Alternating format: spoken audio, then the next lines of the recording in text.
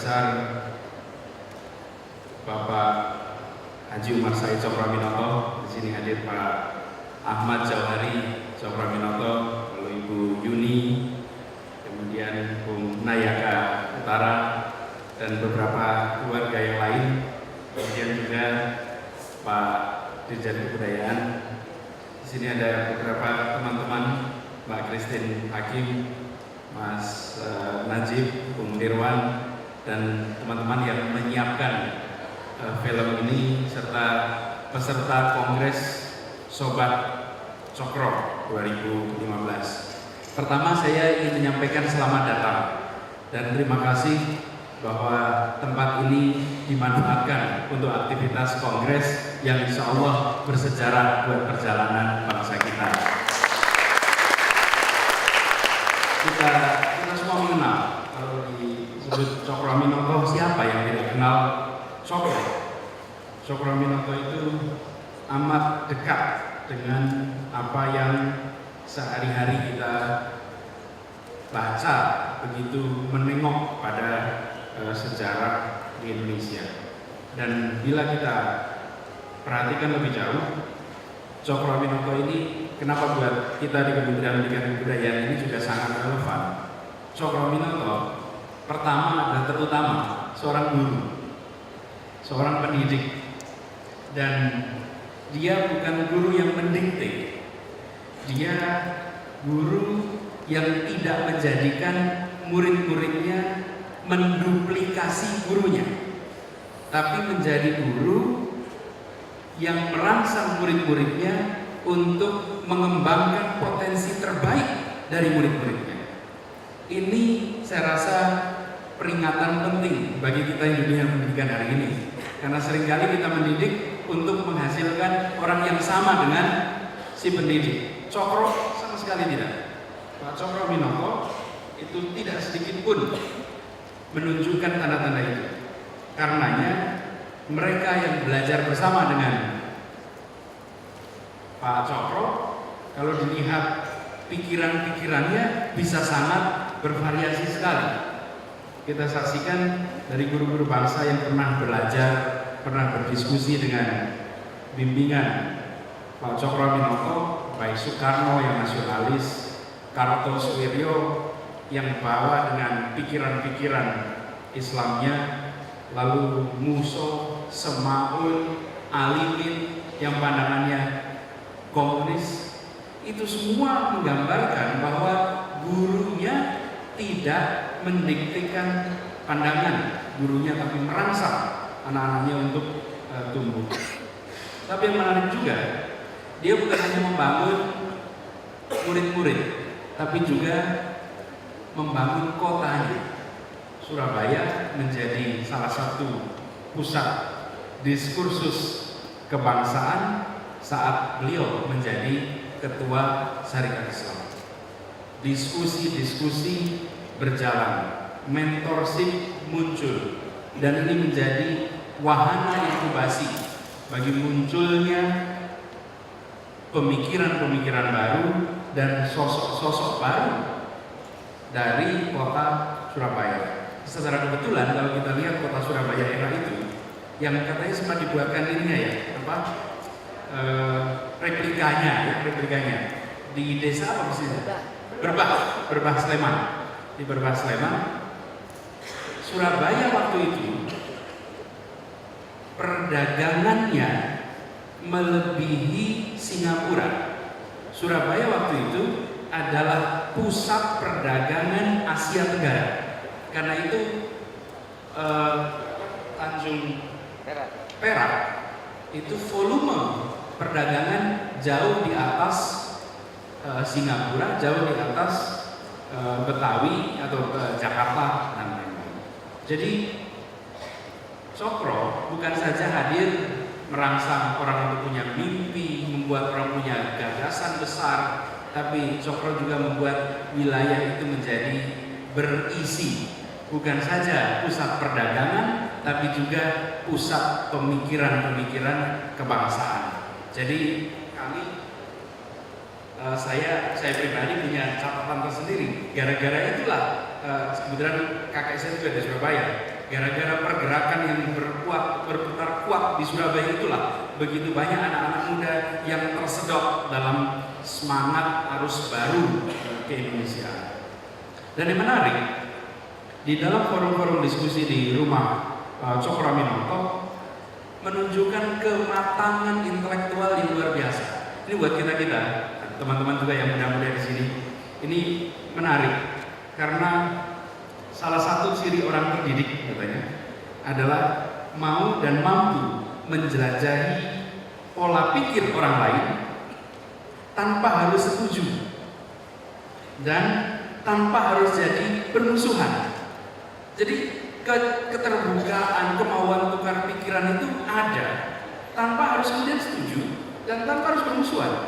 Dan di sini kemudian yang namanya teman debat, lawan debat adalah teman berpikir. Dalam arti sebenarnya, ini hari ini sering bilang, begitu beda pikiran lalu berubah, bukan lawan debat, tapi musuh.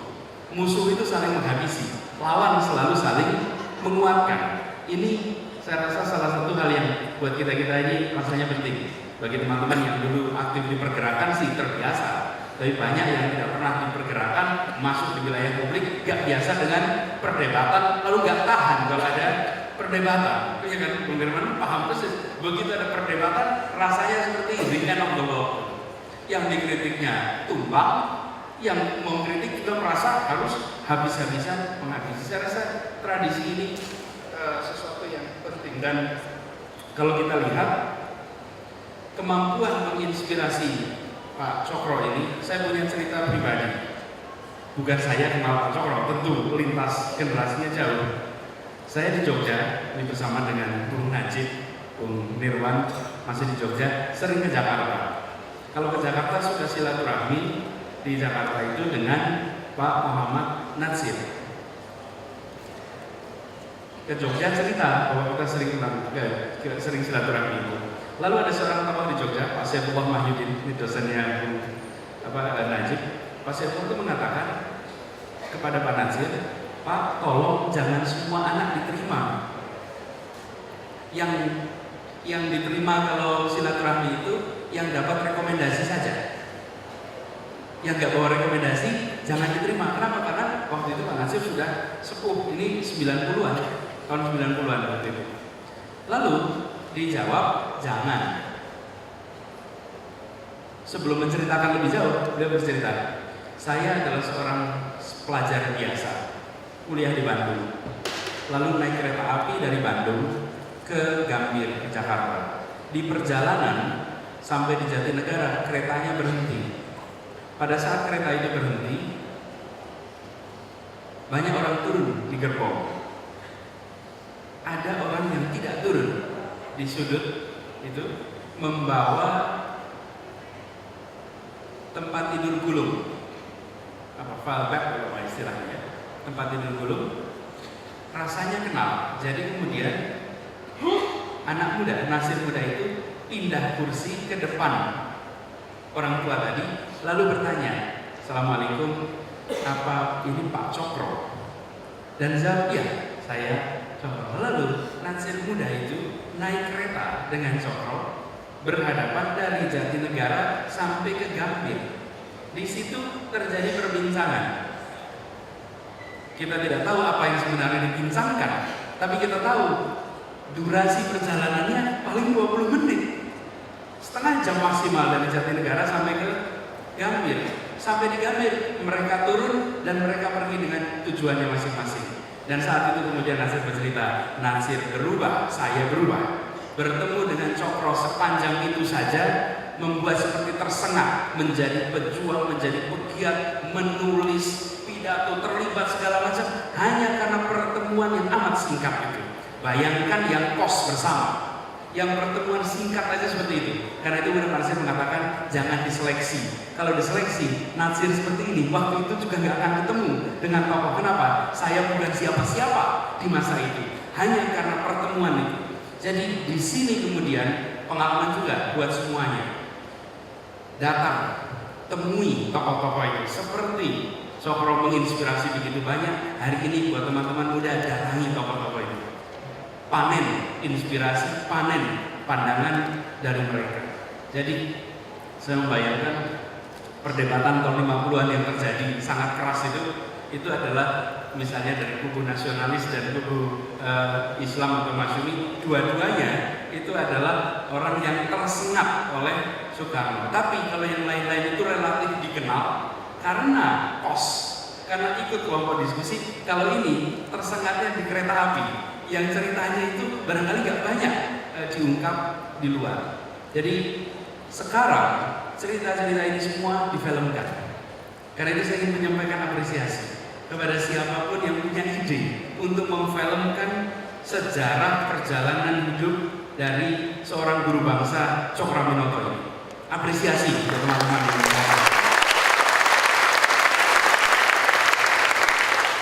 perjalanan Pak Cokro ini panjang. Perjalanan panjang. Film tidak mungkin bisa mengcover semuanya. Tetapi dia akan bisa membantu mengkonstruksikan pada kita memori kolektif terhadap peran Cokroaminoto di masa itu. Karena kita semua barangkali punya memori yang berbeda-beda tentang peran Pak Cokro di masanya. Ini sekarang kita dibantu untuk mengkonstruksikan. Dan kemudian juga menyadarkan bahwa ternyata hari ini begitu banyak pesan-pesan yang disampaikan oleh figur-figur lama dulu itu masih amat relevan dengan sekarang. Tadi sempat diungkap juga oleh Bung Nayaka, triloginya Cokroaminoto, dan rasanya sampai sekarang itu masih relevan. Setinggi-tinggi ilmu, semurni-murni tauhid, sepintar-pintar siasat.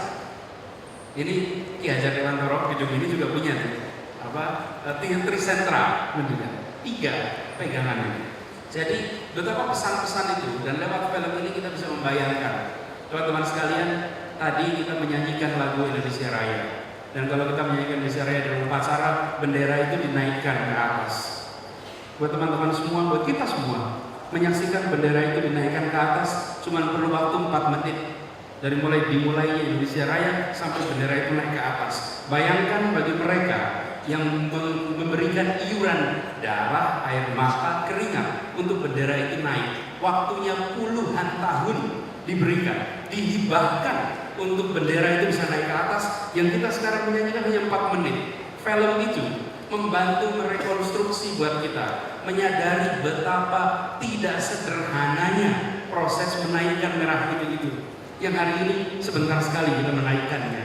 Bagi kita, kesadaran itu harus dibangun, dan film ini mudah-mudahan menjadi wahana untuk kita menyadari betapa dahsyatnya perjuangan yang dilewati masa itu.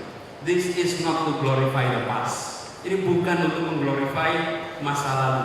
Justru ini perannya untuk membangun masa depan. Karena bagi anak cucu biologis dari Cokroaminoto, mereka punya tanggung jawab moral. Dan yang dikerjakan hari ini, membuat film ini lewat keluarga besar, itu adalah ekspresi tanggung jawabnya sebagai anak cucu untuk membesarkan ini. Jadi Pak Cokro sudah di dunia lain. Barangkali kalau beliau melihat mungkin akan bangga melihat anak-anak cucunya hari ini, bukan hanya hari-hari ini, menunjukkan kiprahnya di sana. Dan di sisi lain, bagi kita adalah bukan anak biologis, bukan anak cucu biologis, tapi kita barangkali anak cucu pikiran dari Cokroaminoto. Dan kita punya tanggung jawab moral untuk juga meneruskan perjuangan Cokroaminoto. Kalimat-kalimat, saya belum lihat film lengkapnya, saya pernah lihat trailernya, kira-kira sebulan lalu ya, Kristin di ruangan. Baru melihat film trailer sebentar saja itu, tidak bisa bergetar menyaksikan apa yang digambarkan di film ini. Saya bayangkan bagi teman-teman yang menonton, catat kalimat-kalimat penting, karena pasti di situ banyak sekali kalimat-kalimat penting yang bisa jadi inspirasi bagi kita dan bisa menjadi lensa untuk melihat fenomena sekarang dan ke depan. Jadi saya apresiasi sekali, dan kami ingin mendukung apa yang bisa kita dukung agar film ini ditonton lebih banyak anak-anak Indonesia. Kita kemarin mendiskusikan, kalau perlu kita putar nanti di sini, putar aja rutin biar anak-anak di mana-mana datang saja ke tempat ini, pasang layar siang sore, kalau siang terlalu terang mungkin malam hari nonton di sini, biar anak-anak nonton. Makin banyak yang melihat film ini akan makin baik. Dan kita berharap keberhasilan film ini jadi inspirasi buat yang lain. Tolong bikin film lebih banyak yang menyangkut tokoh-tokoh dalam sejarah.